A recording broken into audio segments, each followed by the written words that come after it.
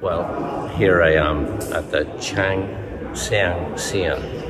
It's the elephant shrine, and one of the most impressive and most visited temples on the outskirts of Bangkok, not too far from Suvarnabhumi airport, where most of the foreign travellers enter the country.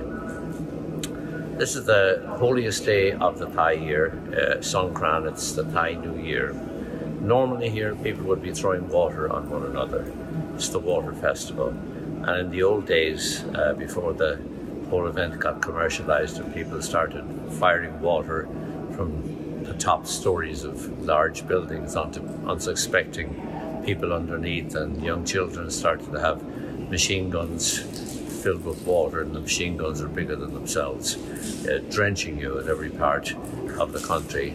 Long before then, the Songkran festival involved younger people respectfully pouring water over the feet of the elders.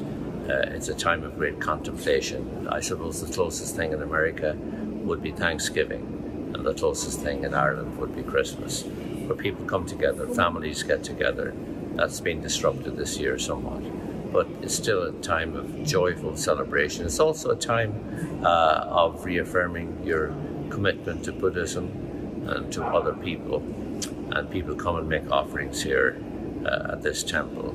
It's most impressive. It's the temple of the elephant shrine, and it's a huge elephant, the biggest one I've ever seen in my life, maybe the biggest one in the world. And I'm here at the very top inside the head of the elephant, speaking to you today, and it's a place to speak in hushed tones.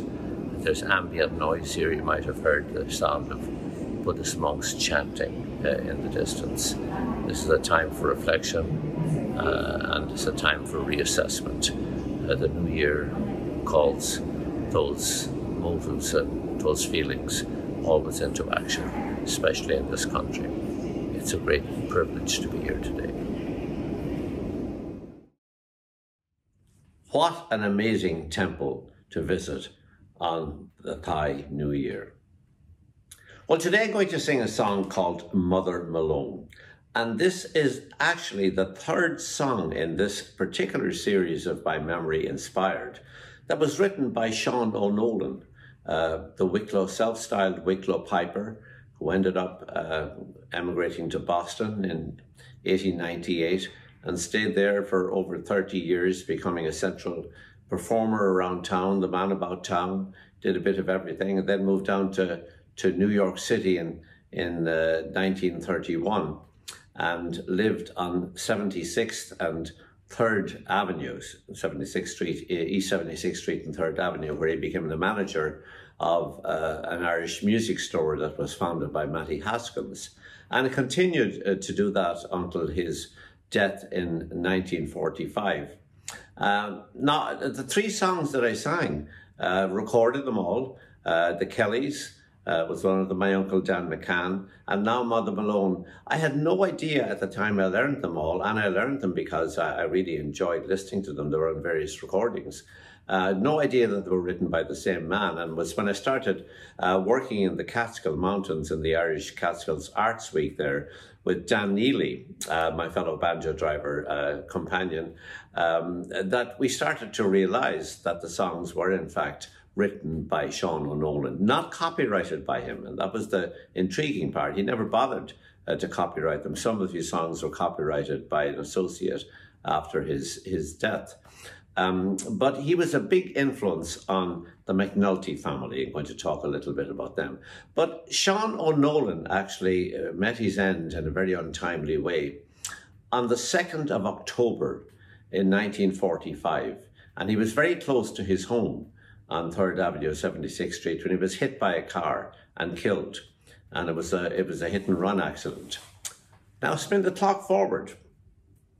On the 2nd of October 2020, I'm hit by a pickup truck, and I see it at the last minute and turn sideways. So I survive with a broken hip, fractured in 2 places, and other injuries, and I'm on crutches for 3 months.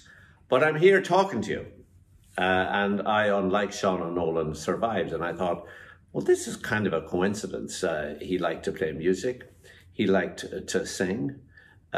He did a lot of performances where he did storytelling. He did recitations. And he also enjoyed bringing dancers into his performance. And I was thinking, God almighty, we liked a lot of the same things. But my Thai friends, and they all believe in reincarnation, they say, what are you thinking about? They're saying, obviously this man's spirit was with you that night you were hit by the pickup truck, the same night that he was killed. And he helped save you so you can tell his story and sing his songs.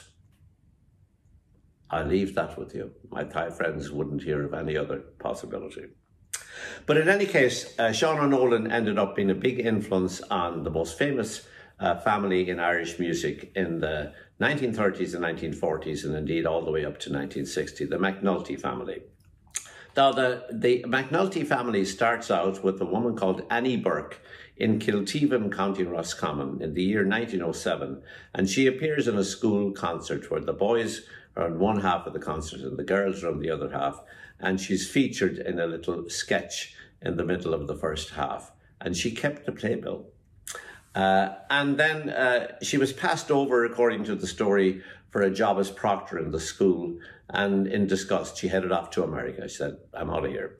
And she ended up in the Worcester, Massachusetts area, and there met a man called John McNulty, an immigrant from County Leitrim, from Drumkeeran. And they got married and they had 2 children. And Annie Burke was a performer. She played the melodeon. And she wanted her kids to be performers. And this was the height of the vaudeville area. So she brought the kids and John down. They moved down to the New York area, just outside New York in New Jersey. And she got the kids trained in a very early stage in song and dance routines, including Irish, but not limited to Irish, in a guild called the Hester Theatre Guild. And they emerged as performers. They were singers, they were dancers, they were musicians, they were very young. And she took them for an audition at the Palace Theatre. It was like the Carnegie Hall of vaudeville in the middle of Manhattan.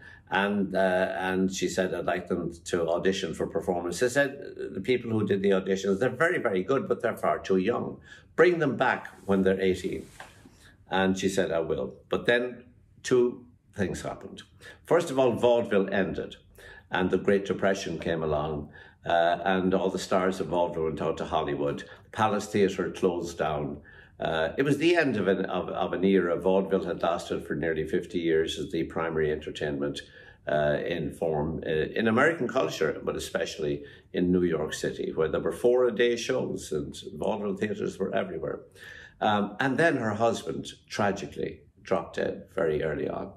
And she was a single parent, the Depression, and I think a lot of women would have been tempted to take in washing or find a likely lad that she could handle, something like that, but not Ma McNulty, as she became known later on, Annie Burke, Annie McNulty. She took her 2 kids and got all sorts of PR material, good pictures, and called them the famous McNultys. Now, nobody had ever heard of them. But she went to the Brooklyn Academy of Music, one of the big venues in New York City, and still is to this day. And she persuaded them to hire the McNulty family, and they did. And over the next decade, they filled the theatre with variety shows. It was kind of like the Irish version of vaudeville. Vaudeville had really finished as an art form in American popular culture, and the stars had gone, as I said, to Hollywood. But here was Irish vaudeville in the form of the McNulty family. Singers, dancers, song and dance artists, which is, you know, coming onto the stage and being ebullient and always being upbeat. And Ma McNulty, who took the back seat at the start with the melodeon, becoming part of the show. And they did what good artists do if they want to be professional. They get very good PR pictures made. And then they got recording contacts with Decca for the most part. Later on in their lives, they would go to more local labels like Copley, and some of their records were issued on other labels. But they made over 150 recordings, an awful lot of recordings for any era, but particularly because the Irish, what they call ethnic recording industry, had more or less finished with the onset of the Depression. The McNultys were loved.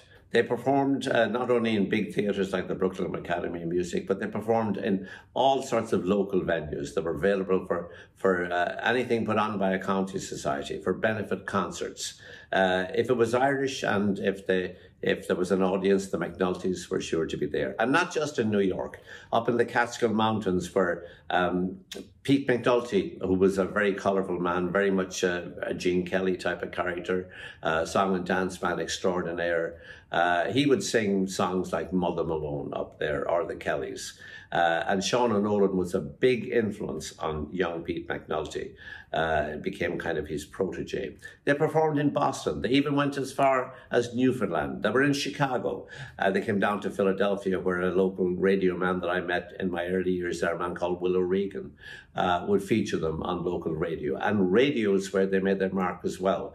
A woman, Dorothy Hayden, who became the first woman Grand Marshal of the St. Patrick's Day Parade in New York. Her father ran a radio show, and James Hayden, and the McNultys were regulars on that.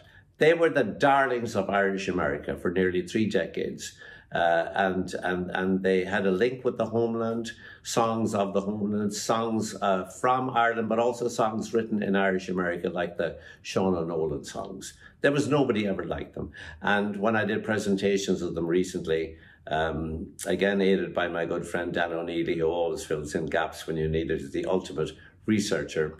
The audience, there were a lot of people in the audience up in East Durham in the Catskills that just had the greatest affection for the McNultys, and were not a bit shy of telling me when I asked for people's opinions on them, that they gave them confidence in being Irish American at a time when we were making a big transition from being immigrants to being an ethnic population. And maybe the grandfathers or grandmothers of these people would have been, say, the grandmothers domestics, or the fathers working construction, and now their descendants, their grandchildren, were working in nice white collar jobs. The girls were nurses and school teachers, and the lads were moving into the white collar class. So the McNulty family connected them to their roots, to Ireland, but also to the Irish America. They were the ideal group that bridged that gap between Ireland and America, appealing to both Irish Americans and Irish at the same time. I met Eileen McNulty in 1977 up in Hoboken, New Jersey, and she'd been married to the mayor of Hoboken, John Grogan. So she was Eileen McNulty Grogan, and she told me that they had a 12-minute set, a 6-minute set, a 15-minute set, an 18-minute set. They were ready for every occasion, the consummate performers. And people that knew them said they would come crashing out onto the stage with great energy. And they incorporated dancing a lot into their songs. So in that spirit, I'm going to perform for you today. Mother Malone and the irrepressible Joanie Madden is going to join me for the first time in My Memory Inspired, playing the whistle and warbling along. Joanie's a fine singer. And Brendan Dolan is going to crash on the keyboards, the mightiest man on the keyboards that you could imagine. And he might even growl a low harmony if I'm nice to him. And I think he might. Brenda Castles will be there in Dublin on the concertina, and also singing the choruses. And Niall O'Leary, honouring the music, dance and song tradition of the McNulty family, who made that their own stock and trade. Niall O'Leary will be dancing. Mother Malone. You may think me way of discoursing that I once kissed the great Blarney Stone. Well, I'm not, but I'll tell you a story. I have often kissed Mother Malone. Now some lads, when they go out to courting, they haven't the spunk of a mouse. They stand on the corner and whistle. They're afraid to go inside the house. But myself, I walk in with a swagger, as if the old place were me own. And I sit myself down with, good evening, how are you, sweet Mother Malone? And I kiss the old mother and hug the old man, give Johnny $1 and shake hands with Dan. 5 for his sister and do all I can, do all I can. Then I walk out with me girl Mary Ann.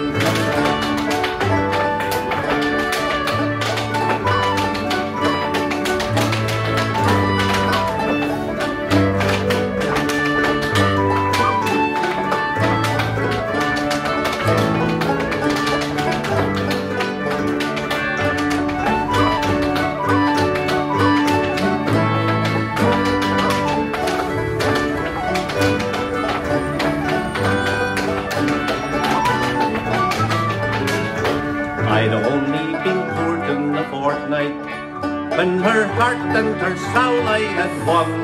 And the first time I went to the cottage, the old lady, she called me her son. When I asked the old man for his daughter, his son-in-law soon I would be. Well, he said, be me son, Pete McNulty, you can have both me daughter and me. John is Colleen's eldest brother, with him I stay on the right side, and I kissed and I flattered his sister, for she is me darling and bride. Then I kissed the old mother and hugged the old man, give Johnny $1 and shake hands with Dan, fight for his sister and do all I can, do all I can. Then I walk out with me girl Mary Ann. I kissed the old mother and hugged the old man, give Johnny $1 and shake hands with Dan, fight for his sister and do all I can, do all I can. Then I walk out with me girl Mary Ann.